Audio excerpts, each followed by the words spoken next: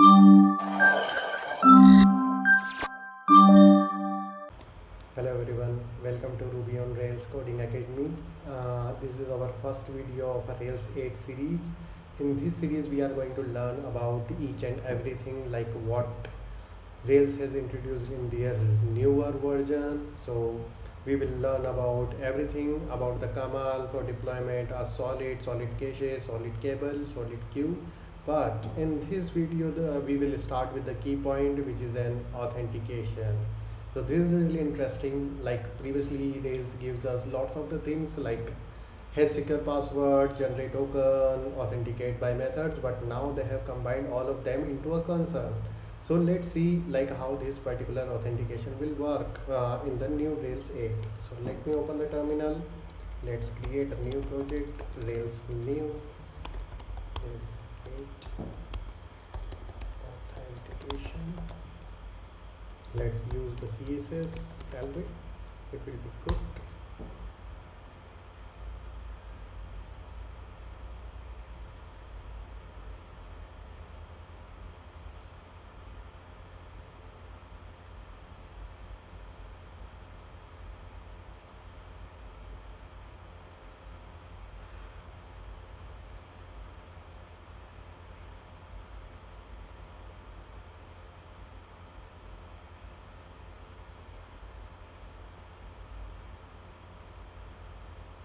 Okay, it's created. Let's go inside the project, start that.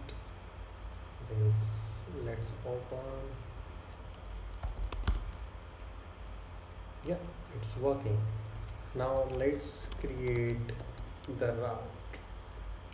Let's create a controller called pages. I think let's create the two routes, which is fine. They both will be make sense. Okay, now we go to the routes.rb. Let's name it pages, and then let's create it for the dashboard as well.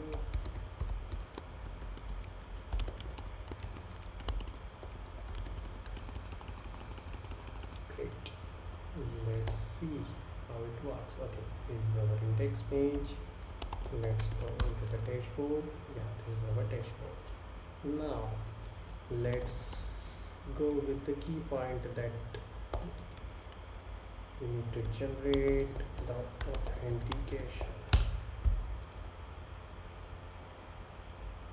Okay, so let's see how it will create and what they will create. So this generator will create all of the things that we have recently discussed. This is the password view, sessions, some of the models. Let's see it over here. So if we go in the apps, there are the controllers they have created. The concern is already there. Let's see the models and let's see the migration. So this is the station table and this is the users table.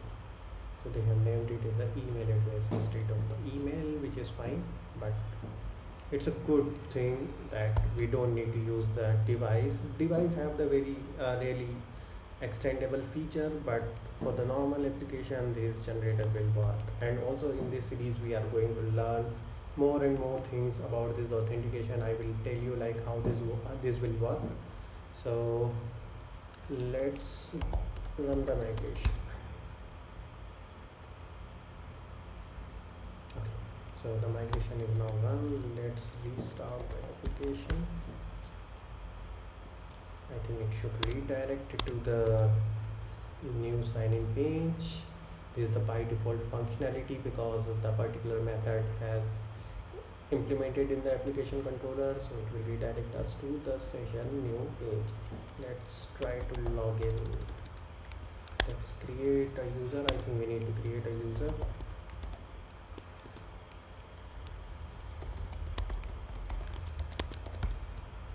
Okay, it says that you are no longer a user. Let's go into the Rails console.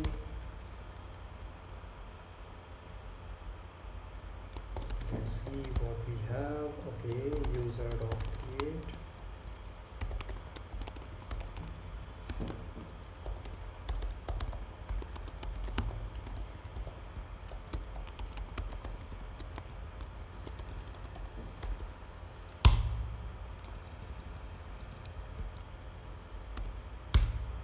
Okay, it's created. So let's try to log in with that. And now @rht.com. Okay, I have logged in, I guess. Let's see what are the queries. Okay, they have run the sessions, which is good. So let's see, we have a session.last. So we have a ID, user ID 1, user agent. Okay, they have included the IPs as well. Great. So let's destroy this session. So what will happen? Okay, I'm again redirect back to the sign in page, which is a good thing. Okay, so it's a session based kind of thing. So let's redirect this home page. Now let's use the concern. Let's go through the concerns. So we have this concern. They have the require authentication, authenticated, allow unauthenticated access method, and apart from that we have this private method. So let's use that first one. Let's go into the pages controller. Let's use the allow unauthenticated access for the index. Now let's see how it can be used. This is the option, this is the required authentication. So required authentication will be like this.